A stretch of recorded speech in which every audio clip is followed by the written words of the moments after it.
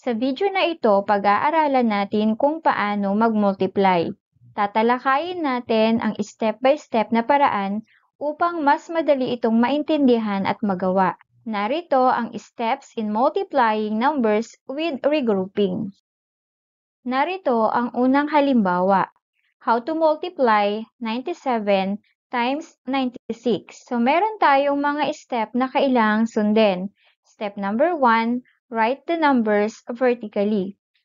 So, meron tayong 97 times 96. So, naka-vertical siyang ayos. Step number 2, multiply 97 by 6, which is ones place. So, 97 times 6.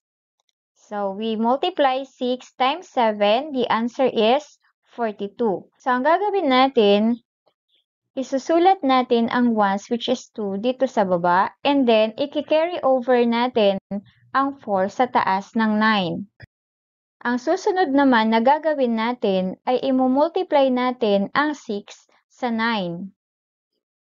So, 6 times 9 is 54. Then, saka natin i-add yung kinary over natin kanina na 4.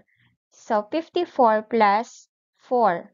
54 plus 4 equals 58. So, isusulat na natin ang 58 sa baba. So, meron tayong 97 times 6 equals 582. So, again, this is 97 times 6. 582. Step number 3, multiply 97 by 9, which is 10th place of 96. So, 97 times 9. So, una natin gagawin, i-multiply natin ang 9 sa 7. 9 times 7 is 63. So, 63, i-write natin yung 63 sa baba ng 8. Maglilib tayo or lalaktawan natin itong 2, maglilib tayo ng isa at itatapat natin sa pangalawa, which is sa tens. So, meron tayong 3 and then yung 6, i-carry over natin sa taas ng 9. Ang susunod ay i-multiply natin ang 9 and 9. So, 9 times 9 equals 81.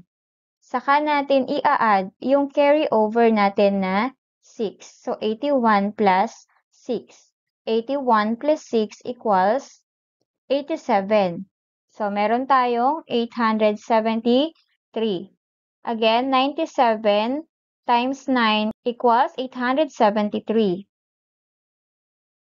For the step number 4, add the two results. So, i-add natin ang dalawang partial products, which is 582 at 873.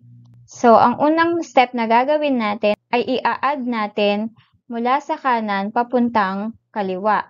So, dito sa problem natin, ang 2 ay i-bring down natin. Okay, so the answer is 2. Next, 8 plus 3 equals 11. So, yung ones, susulat natin dito sa baba and then i-carry over natin yung isang ones, which is yung tens. I-add natin ang 5 plus 7 plus 1. So, meron tayong 5 plus 7 plus 1 equals 13.